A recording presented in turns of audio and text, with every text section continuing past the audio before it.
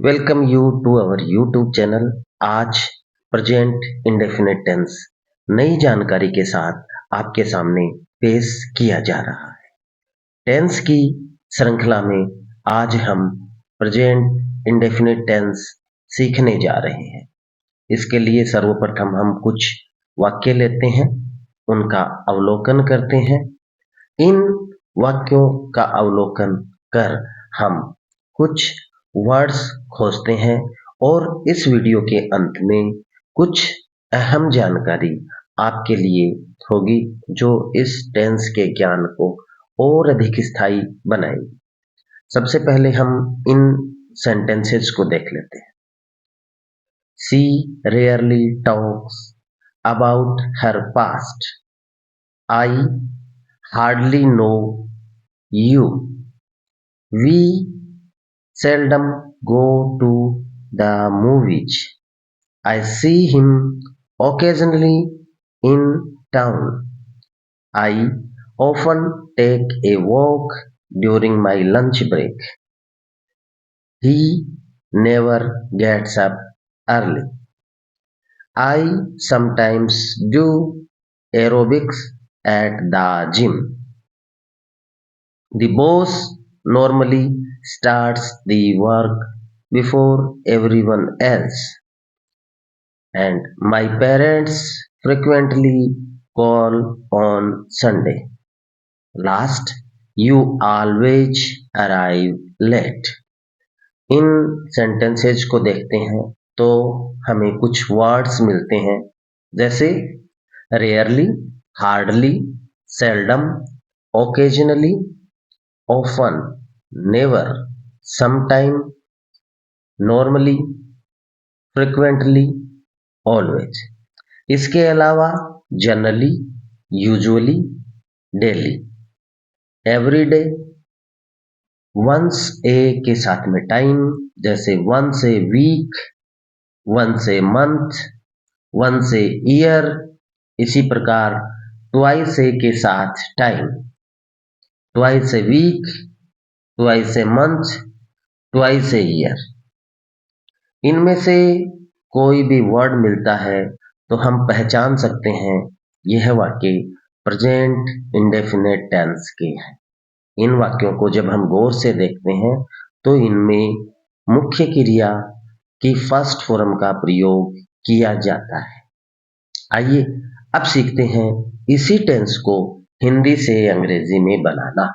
हिंदी से अंग्रेजी में बनाने के लिए सबसे पहले पहचान में हिंदी वाक्यों के अंत में ता है, ती है, ते है आदि शब्द आते हैं। इस टेंस की हेल्पिंग वर्ब डू और डज होती है। मेन वर्ब में क्रिया की फर्स्ट फॉर्म का प्रयोग किया जाता है। वाक्य रचना के दौरान जो ध्यान देने योग्य बात है वो ये है, साधारण वाक्य में डू और डज का प्रयोग नहीं किया जाता है, और यदि कर्ता एक वचन हो तो मुख्य क्रिया में एस या ईएस का प्रयोग किया जाता है। अब हम जानते हैं structure of sentences. First type के जो स्ट्रक्चर है वो है अफर्मेटिव सेंटेंस, जिसे साधारण वाक्य कहते हैं। स्ट्रक्चर होगा सब्जेक्ट प्लस वर्ब की फर्स्ट फॉर्म प्लस एस या ईएस। ये सब्जेक्ट एक वचन हो तो ही लगते हैं, अन्यथा नहीं लगते, प्लस ऑब्जेक्ट। यदि सब्जेक्ट है वो प्लूरल हो तो यह स्ट्रक्चर होगा सब्जेक्ट प्लस वर्ब की फर्स्ट फॉर्म प्लस ऑब्जेक्ट। इसी तरह आगे देखते हैं नेगेटिव सेंटेंसेस, जिन्हें हम नकारात्मक वाक्य कहते हैं। उसका स्ट्रक्चर होगा subject plus do oblique does plus not plus verb की first form plus object. Next है interrogative sentence, do oblique does. सबसे पहले इनमें से कोई एक होगा plus subject plus verb plus object, last में क्वेश्चन मार्क लगा देते हैं। यह स्ट्रक्चर है हमारे इंटेरोगेटिव सेंटेंस के निर्माण का। अब कुछ वाक्य हम देख लेते हैं इन स्ट्रक्चर की मदद से बनाकर।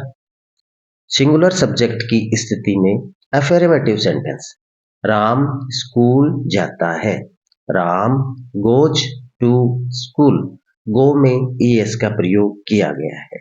नेगेटिव, राम स्कूल नहीं जाता है, Ram does not go to school, Ram के साथ डज का प्रयोग किया गया है क्योंकि राम सिंगुलर सब्जेक्ट है, प्लूरल सब्जेक्ट के साथ डू का प्रयोग किया जाता है।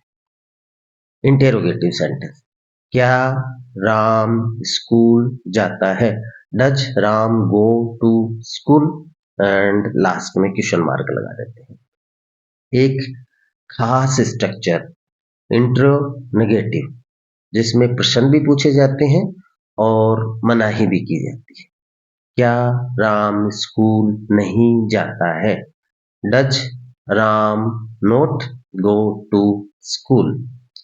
अब हम प्लूरल सब्जेक्ट लेकर इसी स्ट्रक्चर को बनाते हैं। हम स्कूल जाते हैं, affirmative sentence, we go to school. जब हम इसका नेगेटिव बनाएं, हम स्कूल नहीं जाते हैं, we do not go to school, do not को डोंट भी कहते हैं।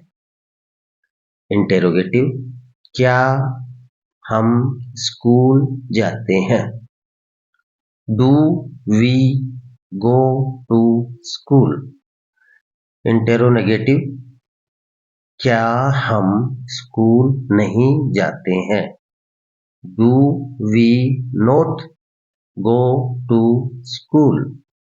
इस तरह हमने एक सब्जेक्ट सिंगुलर और एक सब्जेक्ट प्लूरल लेते हुए सेंटेंसेस बनाए हैं। आप बनाने का प्रयास कीजिए। और अब बात करते हैं जो हमने वीडियो के आरंभ में की थी, कुछ खास जानकारी इस टेंस से संबंधित।